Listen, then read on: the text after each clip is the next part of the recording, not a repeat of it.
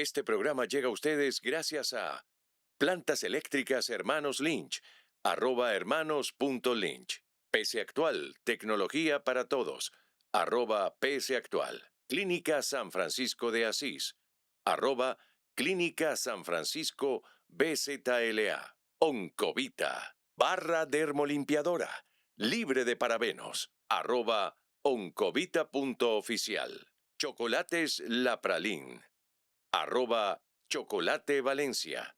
El Toyotero, El Toyotero sea. Estéreo 97.9, la radio de la ciudad. 26 años, Estéreo 979. Servicioshosting.com, proveedores de hosting y dominios, @servicioshosting.com. iPhone Tuning, 16 años al servicio de su iPhone y productos Apple, @iPhone Tuning. Cada año, cuando llega el mes de octubre, pensamos en el mes de la toma de conciencia en la lucha contra el cáncer de mama. Hoy nos hemos permitido reunir a un grupo de profesionales de la medicina para abordar este tema. El doctor Alirio Grisanti, médico ginecobstetra, el doctor José Princeduno, médico cirujano oncólogo, mastólogo, y el doctor Efraín Betancourt, médico cirujano plástico estético reconstructivo. Quiero agradecer a este grupo de organizaciones que nos han apoyado para la realización de este video. PC Actual, tecnología para todos, la clínica San Francisco de Asís, Plantas Eléctricas Hermanos Lynch, Oncovita, barra dermolimpiadora, libre de parabenos. El Toyotero, con todo, para su automóvil, para su camioneta Toyota. Y Chocolates La Pralín. Gracias a ellos esto es posible. Quiero agradecer también de antemano a ustedes que van a acompañarnos. Inicio con el doctor Alirio Grisanti, médico ginecobstetra. Doctor Grisanti, el primer contacto, la visita a su consultorio, la paciente que llega probablemente con un resultado que le llena de incertidumbre, de dudas. Siento que es el primer paso, ese contacto con el médico ginecobstetra. Nos gustaría escuchar su apreciación al respecto. Tan solo el 30 de septiembre veíamos por las redes sociales cómo la Torre Eiffel se iluminaba de rosa, como cada año, anunciando que llegaba octubre, el llamado mes rosa, el mes de la prevención contra el cáncer de mama. Y yo como ginecostetra siempre he creído, y así lo digo, que somos nosotros los responsables y los encargados de comenzar a educar a nuestros pacientes, a las cuales muchas las conocemos a veces hasta de la adolescencia.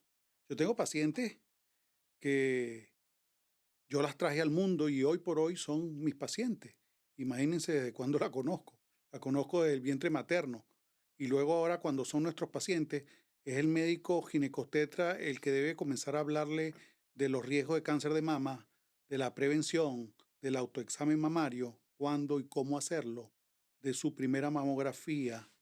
Todo eso es responsabilidad del ginecostetra, porque el mastólogo afortunadamente se ha ido tomando conciencia porque el cáncer de mama en nuestro país particularmente es el cáncer que más mata a nuestras mujeres. Primer lugar desde hace unos cuantos años. El segundo, cáncer de cuello uterino, pero ya el cáncer de mama de hace algunos varios años viene siendo la primera causa de muerte en mujeres por cáncer.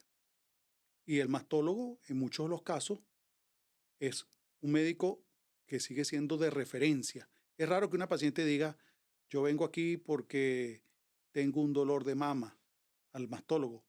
Generalmente acude en primer lugar al ginecobstetra y es el ginecobstetra que luego de interrogarla, de examinarla, debe referirla o debe orientar ese diagnóstico. Es importante. Por eso debe trabajar de la mano con la parte de mastología, con la parte de oncología. Debemos formar un equipo para referir oportunamente porque cada especialidad tiene sus limitaciones.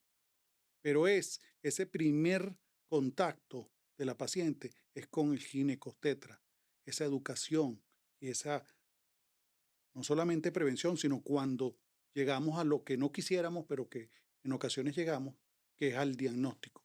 Y lo dirá José como mastólogo y oncólogo, el diagnóstico precoz en cáncer y el cáncer de mama no es la excepción, es algo que va a ayudar a mejorar el pronóstico y la sobrevida del paciente.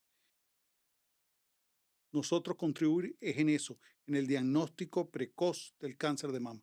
Cuando se da ese primer paso, cuando llega la paciente a la consulta, considero que eso es determinante porque a partir de allí van a surgir una serie de situaciones y es probablemente lo que el doctor José Prince nos puede comentar.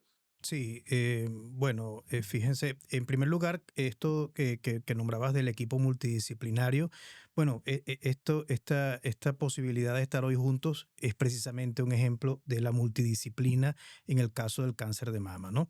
Y como dice Alirio, por supuesto que el primer eslabón en esta cadena de eventos por las que va a ir transitando la paciente la mayoría de las veces es la consulta de ginecología, ¿no? Y bueno, sí, una vez que la paciente llega ya a nosotros referida o por sus propios medios, sí, ciertamente existe una situación de mucho temor, de mucha incertidumbre. Y el temor está generado, bueno, en primer lugar, por la realización del estudio. No olvidemos que el estudio fundamental en lo que es la detección precoz, que es de lo que estamos hablando fundamentalmente en el cáncer de mama, es la mamografía. Entonces, ya la necesidad de hacerse un estudio de esta naturaleza, bueno, trae consigo algunos temores, temores que tienen que ver con los mitos que están relacionados con el estudio, bueno, el miedo a una radiación, si la paciente no tiene claro en realidad cuáles son los efectos de esto, el dolor a la compresión mamaria y por supuesto los resultados que puedan surgir de esto, ¿no? Bueno, para responderte concretamente, ¿cómo es ese abordaje? Bueno, en primer lugar, el abordaje tiene que ser de confianza, de tranquilidad, ¿verdad? Es muy importante transmitirles a las pacientes, bueno, en primer lugar, desmitificar todas estas cosas de las que te estoy hablando con respecto a los estudios.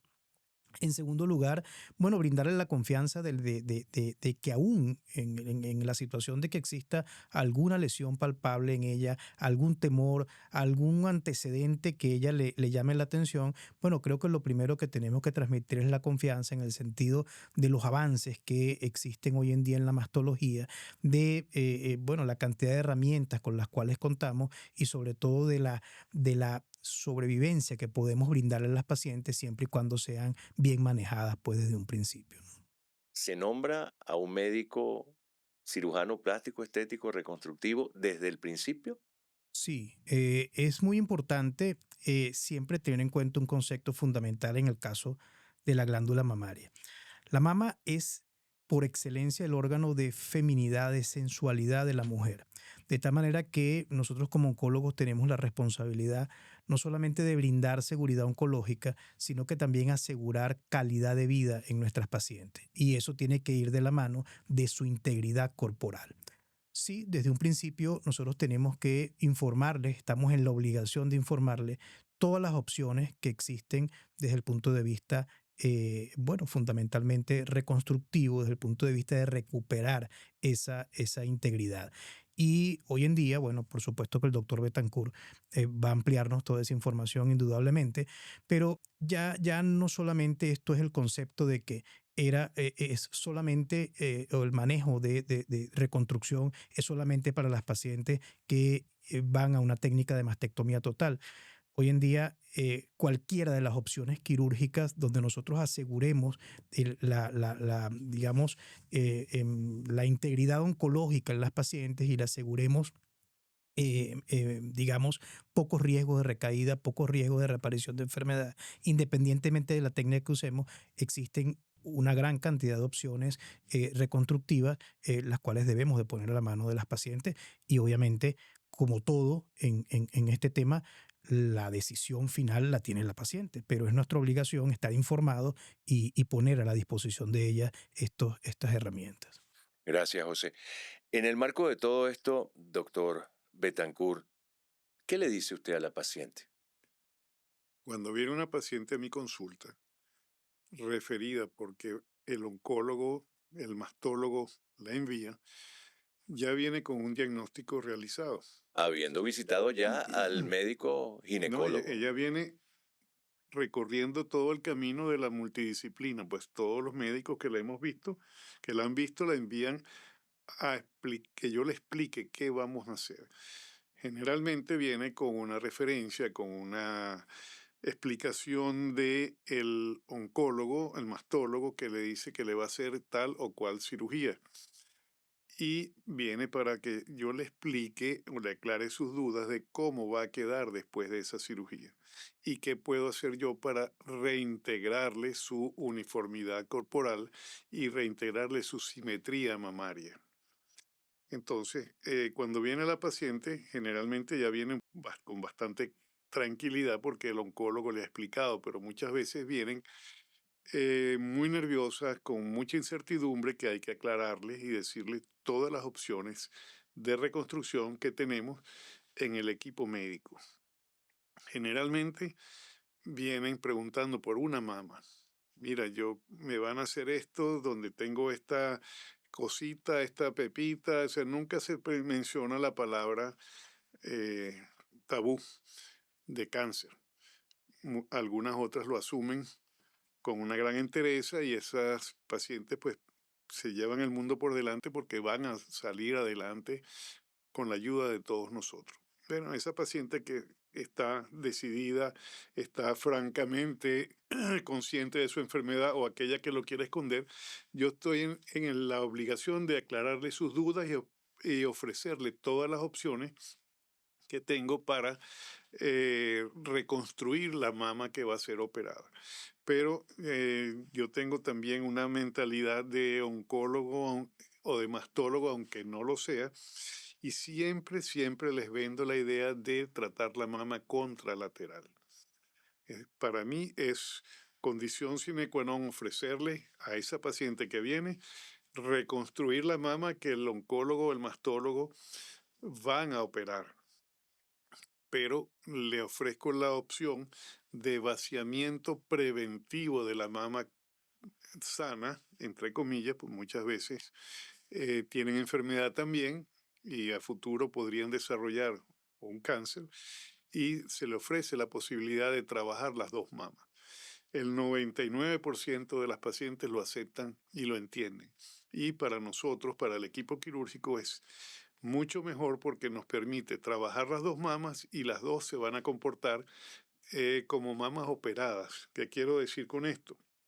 Si yo opero, reconstruyo solamente la mama que el doctor Prince operó, la otra no se va a comportar sino como una mama normal, que quizá tenga flacidez, que le sobre piel o que está caída, X, y no se va a parecer a la que yo le puedo ofrecer como reconstrucción mamaria. A diferencia de que si operamos las dos mamas, yo puedo hacerle las técnicas estéticas que se parezcan como si no hubiese habido una cirugía oncológica y que la paciente pues tenga unas mamas que diga, mira, me operaron y mis mamas parece que fueron estéticas y no reconstructivas. Entonces, la gran ventaja de trabajar en este campo es ofrecerle a la paciente la posibilidad de ser toda entera una mujer que se sienta completa y no asimétrica, incómoda, porque siempre quedan algunas secuelas de la enfermedad que tuvo al verse diferente. Por el contrario, si las dos mamas fueron operadas y fueron tratadas, pues ella va a aceptar mejor su estado actual y en adelante pues va a, como les digo yo, pase la página y es otro capítulo de tu vida. Pero siempre ginecólogo, oncólogo y cirujano plástico trabajando en conjunto. Ustedes tienen que tener una interacción, una comunicación seria para que precisamente la paciente pueda gestionar su parte emocional. Y definitivamente el cáncer de mama es uno de los llamados cáncer hormonodependiente. Hay otros, como ovario, en mi caso, de la ginecología, endometrio, pero en el caso específico de mama, sin duda, es un cáncer cuyos factores de riesgo, entre ellos están relacionados, además de, como siempre, edad, tabaquismo, está ligado, por ejemplo, a una menopausia tardía o un desarrollo, lo que nosotros los médicos llamamos menarquia precoz. Claro, al haber más tiempo de ese influjo hormonal, ese que yo he llamado coloquialmente estire y encoge, a la cual se ve la mama envuelta cada mes por las subidas y bajadas de estrógenos, pues un desarrollo precoz, una menopausia tardía, un embarazo a edades tardías, de edades por encima de 35 años, o peor aún, el nunca haber salido embarazada, el nunca haber dado lactancia. Todo eso son factores de riesgo para poder desarrollar en algún momento de su vida cáncer de mama. ¿Y por qué? Porque al fin y al cabo están relacionados con un cáncer que depende específicamente de la hormona. Y cuando nosotros vamos a considerar, por ejemplo, ya en una etapa menopáusica, si nosotros le podemos colocar una terapia de reemplazo hormonal, una de las cosas que nosotros debemos interrogar es la existencia de antecedentes personales o familiares cercanos de cáncer de mama. Y en caso de que lo haya, se considera una contraindicación absoluta para colocar esa terapia de reemplazo hormonal. El cáncer de mama, quiero resaltar, es un cáncer hormonodependiente, incluso, y lo podrá decir claramente el doctor Prince, eh, se le hacen receptores al tejido, receptores hormonales. No todos lo tienen, ni lo tienen a una hormona específica. Eso es manejo del oncólogo, pero eso es lo cierto.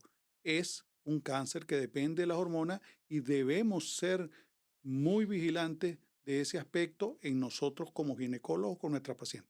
En el caso de que una paciente desee planificar un embarazo, en ese momento, en esa situación, En ese caso, bueno, si ella ha tenido el diagnóstico de un cáncer de mama, lo primero es que haya sido tratada y que se considere en este momento completamente curada. Una vez que ha sido curada, porque lo que queremos evitar es que tengamos una paciente embarazada con algún tipo de cáncer, ¿qué se da? que se da desafortunadamente. Desafortunadamente. El cáncer de mama, como cualquier tipo de cáncer en embarazo, no es tan frecuente. ¿Por qué? Porque la paciente embarazada, per se, es una paciente joven, en la mayoría de los casos, por debajo de los 35 años.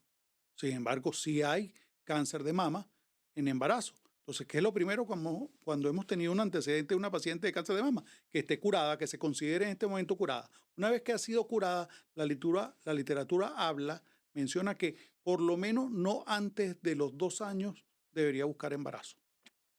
Y va a depender, que eso lo podría explicar el doctor José Prin con más detalle, de precisamente de los receptores hormonales del tejido del cáncer que se le ha hecho. Cuando se le hace el procesamiento, la biopsia a ese tejido del cáncer, se le hacen unos receptores. Va a depender obviamente de si es positivo o negativo a esos receptores hormonales. Pero en líneas generales, una paciente curada antes de los 2 años no se recomienda. Y siempre que se haya demostrado la curación y tomando en cuenta los receptores de ese tejido. Dicho esto, ¿cuál sería la respuesta del oncólogo? Bueno, sí, el tema de lo que tiene que ver con el cáncer de mama y digamos, los embarazos o la posibilidad de gestación, hay como dos vertientes que hay que conversar, ¿no? Una es la paciente, como decía Lirio, que queda embarazada y durante el embarazo se diagnostica el cáncer de mama. Eso es una entidad que se llama cáncer de mama y embarazo. Desde el punto de vista conceptual, puede ser diagnosticada a lo largo de los 9 meses del embarazo o incluso hasta el año, ¿ok? Luego, ese es el lapso en el cual hablamos semánticamente, este es un cáncer de mama asociado al embarazo.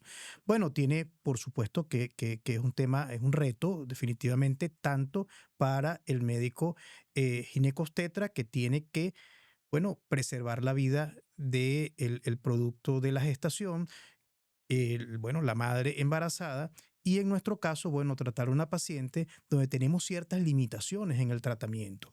Limitaciones que van desde, por ejemplo, la parte diagnóstica, es decir, existen estudios los cuales nosotros no podemos realizar en pacientes embarazadas.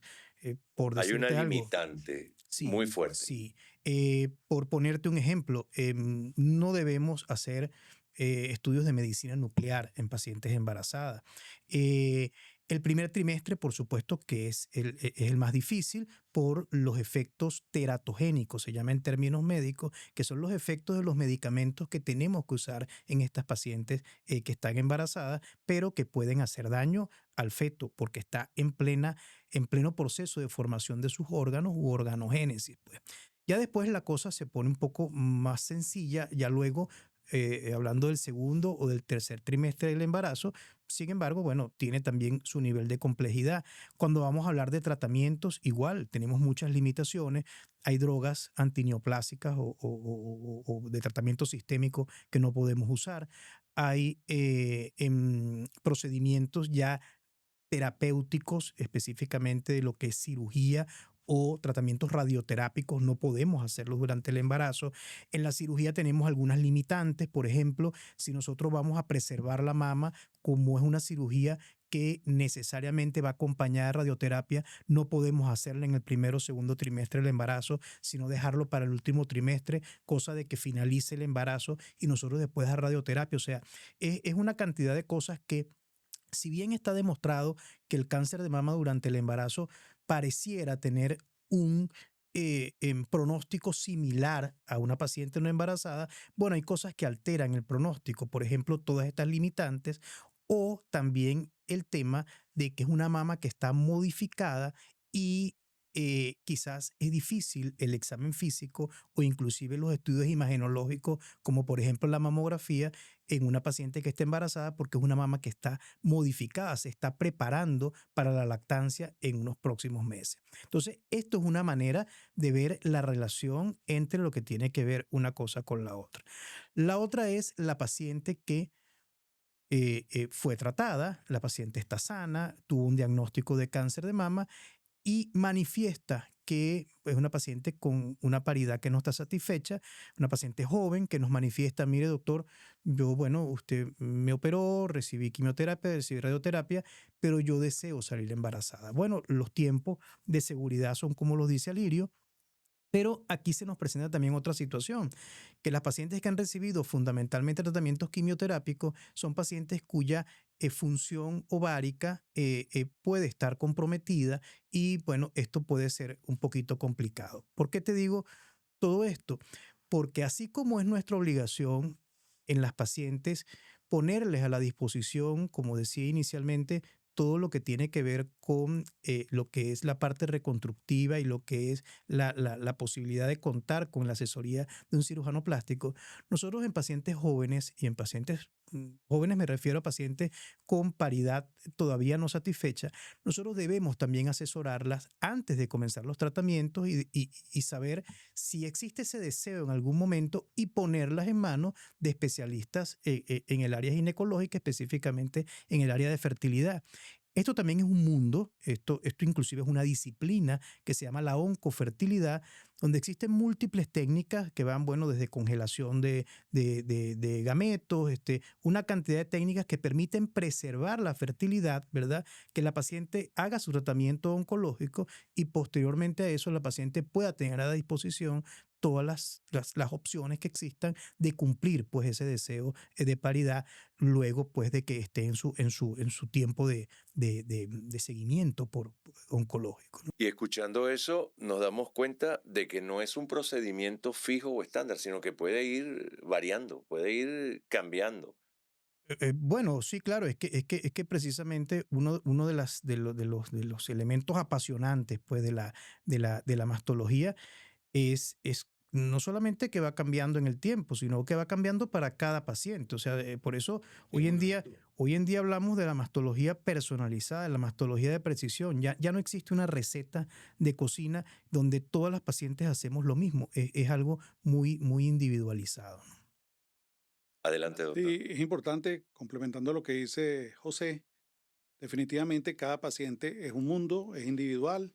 No es lo mismo una paciente de 30 años que no tiene hijos o una paciente de 45 que ya tiene su paridad satisfecha.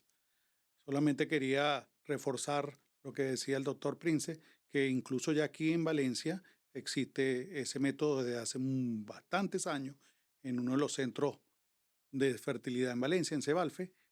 Hay lo que se llama la vitrificación de los óvulos. Es un tipo de congelamiento de los óvulos, que como el óvulo es prácticamente una célula que es pura agua, entonces se vuelve como de vidrio. Y lo más importante, ya han nacido criaturas de bebés cuyos óvulos de su madre habían sido vitrificados. O sea que existe, está disponible. No estoy hablando de hace 2 o 3 años, hace más de 10 años. Y se hace. Y es una de las alternativas que se le puede plantear a una paciente joven sin paridad satisfecha que va a ser sometida a un tratamiento que muy posiblemente, como lo dice el doctor José Prince, le va a disminuir su capacidad de fertilidad. Reunido aquí con ustedes, creo que no debería ser solo el mes de octubre. Deberían Eso es ser siempre, todos los meses del todos año. los días Porque tenemos que hacer permítame diagnóstico. decirles, primero felicitarlos, porque la labor que ustedes hacen, yo estoy viendo, me imagino un efecto de malabaristas para preservar la salud de una paciente, coordinarse. Estamos hablando de ginecología, mastología, estamos hablando de cirugía reconstructiva. E insisto, no debería ser el mes de octubre. Esto es más complejo de lo que podríamos imaginar, con una serie de consecuencias. Y precisamente sobre esas consecuencias está la de la reconstrucción mamaria. ¿Qué alternativas hay, doctor? Es que toda paciente a quien le ha sido diagnosticado el cáncer tiene el derecho de ser reconstruida después de su mastectomía.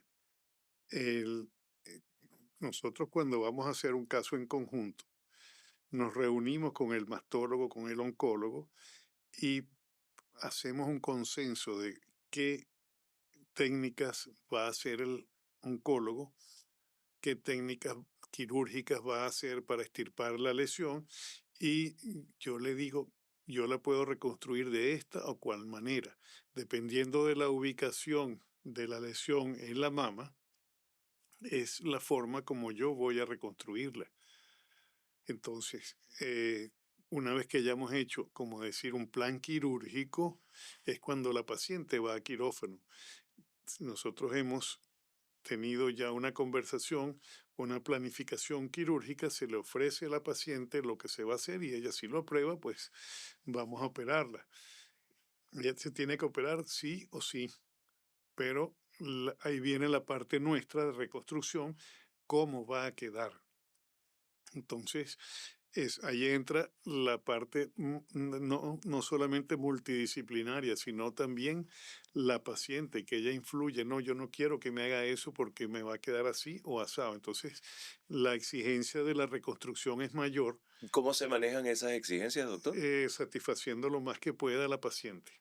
Lo más importante para mí es el aspecto físico, el aspecto estético que yo le puedo ofrecer a una paciente que va a ser operada por el doctor, así como su principal prioridad es extirpar la lesión, extirpar el cáncer y retirar la enfermedad, después me viene a mí la responsabilidad de qué le ofrezco para reconstruirla y que ella se sienta bien y que se vuelva a ver bien. Entonces, no es tan sencillo en el momento de que, mira, me van a operar un cáncer y ven acá que yo te voy a reconstruir. No, hay que analizar todas las técnicas posibles que sean apropiadas para el caso en particular que tenemos al frente. El tiempo de duración desde ese primer encuentro, desde esa detección y todo el proceso. Es muy variable, porque yo, toda paciente que va a mi consulta, toda, que va a ser operada de mama, todas sin excepción, lleva una ecografía y una mamografía previa a la cirugía. Muchas veces aparecen lesiones que para mí son sospechosas de acuerdo al informe entonces va en ese momento donde el doctor Prince, mire, vaya donde el doctor Prince, que usted tiene estos exámenes, lléveselos a ver qué opina él. Lamentablemente a veces resultan positivas. El doctor tendrá que hacer su diagnóstico, sus punciones, ¿verdad? Y la paciente entonces entra en una etapa de, digamos, planificación quirúrgica que muchas veces lleva meses, no es inmediato. Si el doctor diagnostica una lesión, muchas veces lleva lo que se llama terapias neoadyuvantes o terapias sándwich, que dice quimioterapia, cirugía y después radioterapia, perdón, Alirio. Entonces, la paciente no se va a operar en ese momento. No hay ninguna urgencia, ningún corre-corre de que yo reconstruya una paciente o que el doctor la opere. Lo ideal es tratar esa enfermedad y el doctor lo va a decir con mayor propiedad, disminuir el tamaño de la enfermedad que tenemos en la mano para asegurar una sobrevida mayor a la paciente. No es salir corriendo a operarla porque no es la idea, sino ofrecerle el mejor tratamiento pre, trans y postoperatorio a esa paciente. Ahora, en ese proceso, ¿qué papel juega en el caso de Alirio, que ginecólogo? Bueno, en primer lugar, nosotros siempre, yo siempre insisto en mi consulta y así me he conducido a lo largo de mi carrera profesional, es que uno no está en la consulta ni para exagerar. A veces hay médicos que como que asustan a la paciente por si lo que pueda ocurrir, pero tampoco está para ocultar información. Uno debe ser claro, debe ser sincero y con el tacto suficiente decirle, a mí me ha tocado sin ser ni, ni Eso tener quiere relación. decir que tú, situado allí, que estás en el medio, el ginecólogo sería como ese puente, esa conexión en donde la paciente, doctor, fui Sí, al oncólogo y también fui al cirujano y ¿qué piensa usted? Aparece esa figura sí, del por ginecólogo supuesto. Es allí. que el ginecólogo es de una u otra manera el médico de cabecera de su paciente. A mí me Correcto. llaman y a veces es ni siquiera por una molestia que tenga, sino para que yo le recomiende un gastroenterólogo para el esposo, ni siquiera para ella misma, Y qué bien, de porque lo confianza. sentamos en ese orden, Sí. fíjense, qué interesante. Entonces, comienza con el diagnóstico. Nuestra fase es de pensar, sea porque en el examen físico palpamos algo y nos ha ocurrido. Yo he tenido pacientes desafortunadamente que en su primera mamografía, que se la indiqué y que le palpé algo, o sin palparle nada, recibo la mamografía y una lesión sospechosa, pues se deriva, se refiere al médico mastólogo y ahí se hace el diagnóstico. Entonces, contestando la pregunta y complementando al tiempo, el tiempo es muy variable porque nosotros sospechamos, la referimos y lo primero que va a hacer el oncólogo, como en cualquier tipo de cáncer, es el estadiaje. Todos los cánceres tienen diferentes estadios. En líneas generales va de 1 a 4 y tienen divisiones A, B, hay otros que tienen mayor cantidad de divisiones. Y dependiendo de ese estadiaje es que viene el tratamiento. El tratamiento no es igual para todos los tipos de estadios de cáncer. Entonces, contestarte qué tiempo va a ocurrir va a depender del estadio específico del cáncer. Y de eso obviamente se va a encargar el oncólogo. Y hay un elemento, es, como lo dije al principio, la gestión emocional, porque cada uno de ustedes tiene una responsabilidad en ese desarrollo. Siempre pienso que hay que hablarle con la verdad, como dije, no exagerar las cosas, no ocultar la información y acompañar y orientar a la paciente. Insisto siempre que al cáncer no hay que tenerle miedo, sí hay que tenerle respeto, por supuesto. Y está demostrado, y lo puede decir el oncólogo que nos acompaña, que el paciente que se echa a morir y se queda ahí en el suelo, ese lo más seguro es que se muera. Luego de una etapa donde puede que llore, que se deprima, tiene que levantarse y luchar. A mí me ha tocado una de las cosas más difíciles que le puede tocar a algún médico en su carrera. Yo le diagnostiqué y estuve en la intervención de un diagnóstico de cáncer, en este caso no de mama, de ovario, a mi hermana en el año 2021. Obviamente se hizo el diagnóstico, hubo el tratamiento, cirugía, quimioterapia, estuvo libre hasta el 2024, donde tuvo una recaída y actualmente está recibiendo por tercera vez quimioterapia. Y es mi hermana. Ahí la parte emocional juega un papel todavía más importante, pero yo tengo que ejercer mi función como médico, acompañarla, orientarla. ¿Por qué? Porque ella está pidiendo esa compañía no solamente del médico, sino del hermano, que conoce muchos más médicos de lo que ella puede conocer. Y así es cualquier otra paciente que acude a uno para que, doctor, ¿y ahora qué vamos a hacer? Tengo el diagnóstico, ¿a dónde voy? ¿Qué tengo que hacer? Uno debe orientar y formar ese equipo del cual hemos hablado para que la paciente tenga pues los mejores resultados.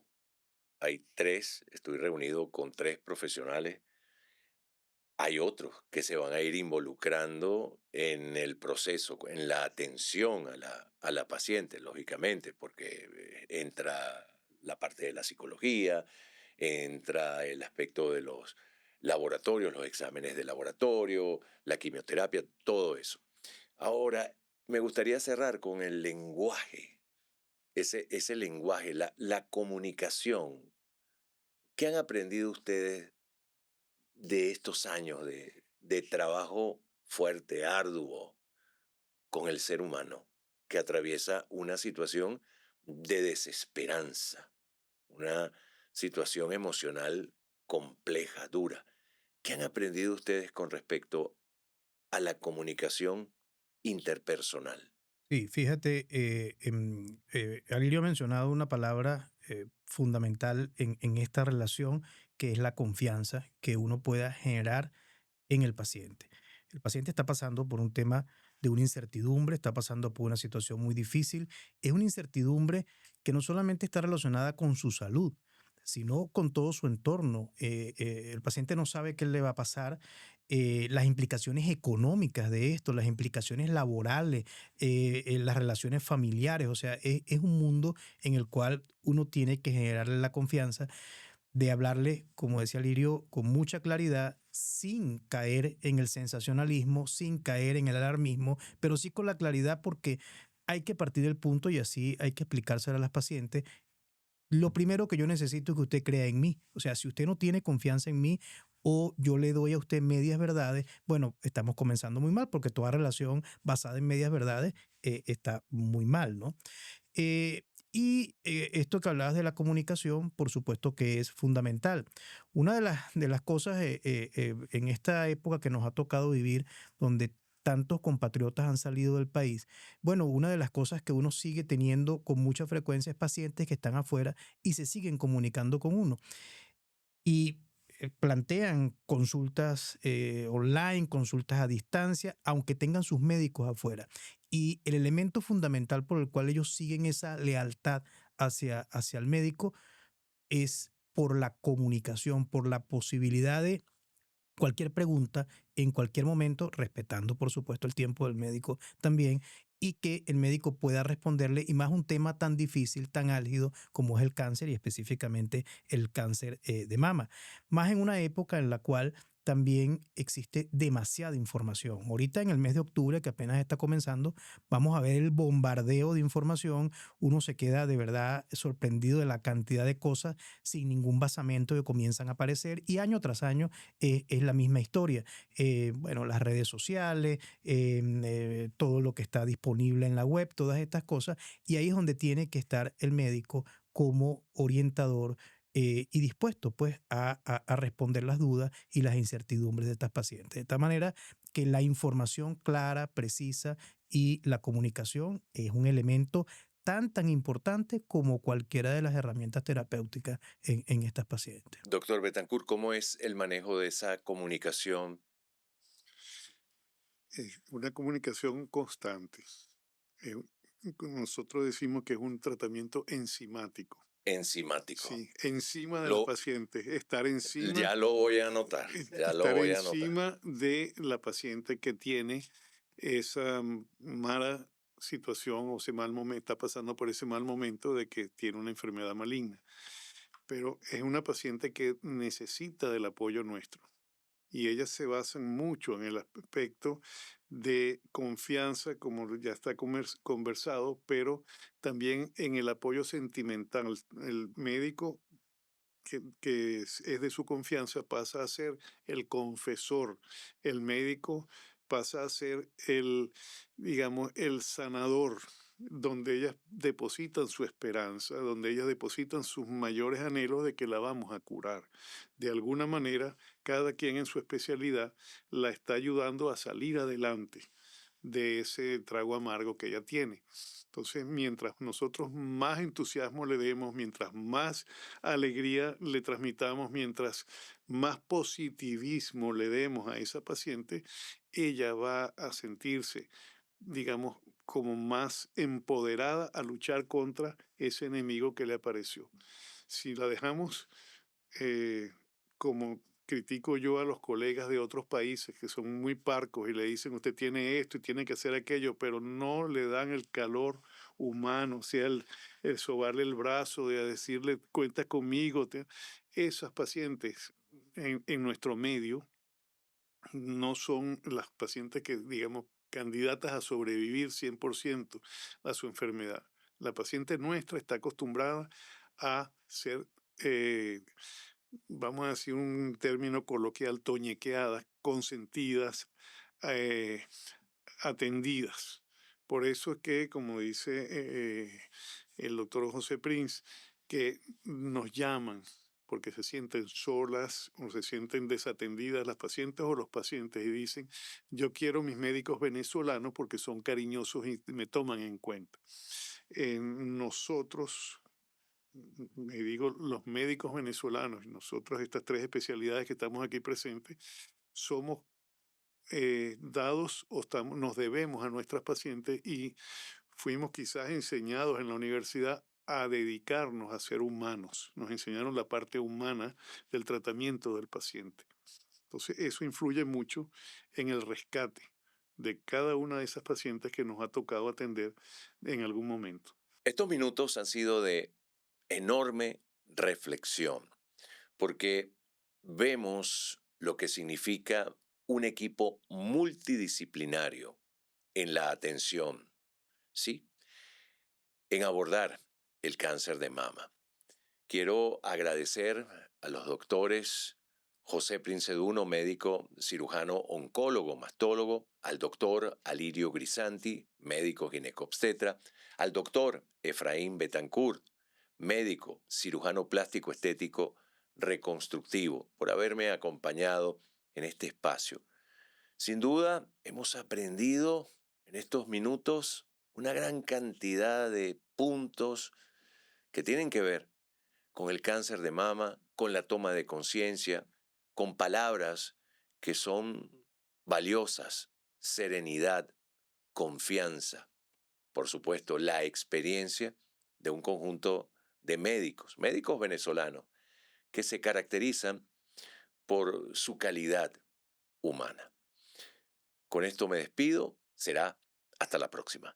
Este programa fue una presentación de Plantas Eléctricas Hermanos Lynch, @hermanos.lynch. PS Actual, tecnología para todos, @PS Actual. Clínica San Francisco de Asís, @Clínica San Francisco BZLA. Oncovita, barra dermolimpiadora, libre de parabenos, @oncovita.oficial. Chocolates La Pralín, @Chocolate Valencia, el Toyotero, @el Toyotero sea.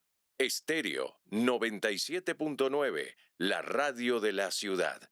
26 años, @estéreo 979. Servicioshosting.com, proveedores de hosting y dominios, @servicioshosting.com. iPhone Tuning, 16 años al servicio de su iPhone y productos Apple, @iPhone Tuning.